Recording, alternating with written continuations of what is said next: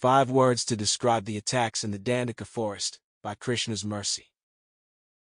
राक्षसर्दनकारणे बहुभ्यः कामरूपिभ्यः अर्दितास्म दृढ़ राम भवान्नस्तत्र रक्षतु. Quote, we sages are constantly harassed in the forest of Dandaka by the Rakshas demons who wear different shapes at will. Only you can protect us, O Rama. Valmiki Ramayana, Aranya Kand, 10.10-11. While traveling in the forest during their time spent in exile, a wife asked her husband about the weapons he was carrying. She was concerned that the presence of arms would invite hostility rather than prevent it. With a moon-like face and a cloud-like complexion, the attractiveness of Rama is normally inviting. It is a welcome sight. Why, then, the need for the bow and arrow? Especially in a place not considered a standard battlefield, this was the forest of Dandaka. It was known as a tapovana, and so the only human beings found in the area were sages. Rama explained that there was a need for arms. There were these attacks taking place. The perpetrators were known as Nishakara. They ranged the night, and with a specific purpose in mind. 1. Deceptive. The Sanskrit is Kama Rupa Siddhi. This refers to the ability to change your shape at will. In many parts of the world there is the annual celebration known as Halloween. Enjoyed by adults and children alike, the central aspect is wearing costumes, preferably on the scary side. One child goes to a party as a ghost. They put a white sheet over their head, with openings for the eyes. Vigilant parents make sure the costume is not mistaken for another practice associated with wearing white sheets. Another person dresses as a witch, carrying broomstick and all. An adult might play the devil in the literal sense, while someone might opt to look like a character from a television show or movie. These night rangers were not wearing costumes. They could literally change shapes at will. This meant that you could not be sure who they were. It is not like they were wearing a specific uniform that identified to which side they were aligned. 2. Devious. The night rangers used the deception to their advantage. There was a purpose. The straightforward route would be to attack. That is how military conflicts have taken place since time immemorial. A formal declaration of war followed by hostilities. The night rangers wanted to attack with surprise. They did not want to be identified until mere moments before striking the blow. They did not want to fight fairly. 3. Dastardly. The opposing fighters, if you will, were not fighters at all. They were sages renounced from the world. They lived in the forest to get away from it all. They wanted to focus on austerity and penance.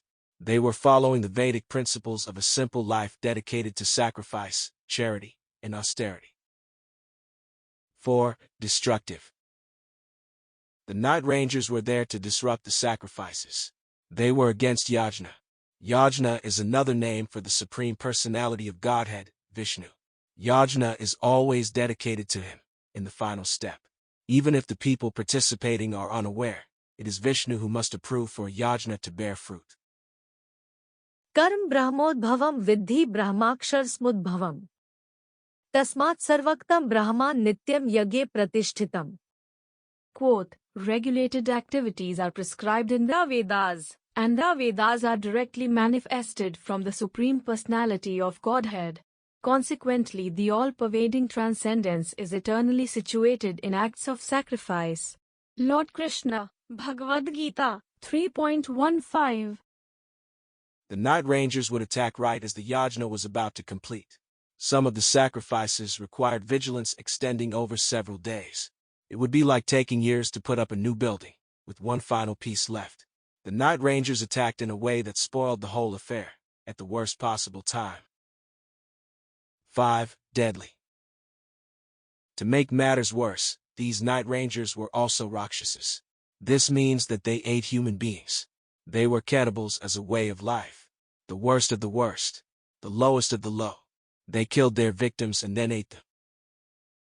Who could imagine such horror? The sages could fight back in one way. They could release curses on the attackers. The problem is that this would diminish the accumulated spiritual credits. It would be like using up your remaining matchsticks to fend off insects instead of lighting a fire for cooking or to provide heat. It was within this situation that Rama found himself. Unknown to the Rakshasas was that Rama is the Supreme Lord. He is the same Vishnu. He is the enjoyer of those sacrifices. In this case, he would protect them personally. Rama had done the same on a previous occasion, when he was younger. He and his brother Lakshman had been called upon by Vishvamitra Muni to protect against the Night Rangers. Rama defended successfully, which was witnessed by one of the ringleaders of the attacks. Though the Night Rangers had so many advantages in their favor, they were no match for Rama. A single man could defend the sages perfectly. A single man releasing arrows could identify the hidden enemy, who thought their powers protected them. That is until they came up against the source of all potency. In closing, previously successful in course, until finally against the source, who the bow and arrow to command, roaming Dandaka land, in protective posture to stand, for yajna to go as planned, by sages dedicated who the principles of Dharma knew.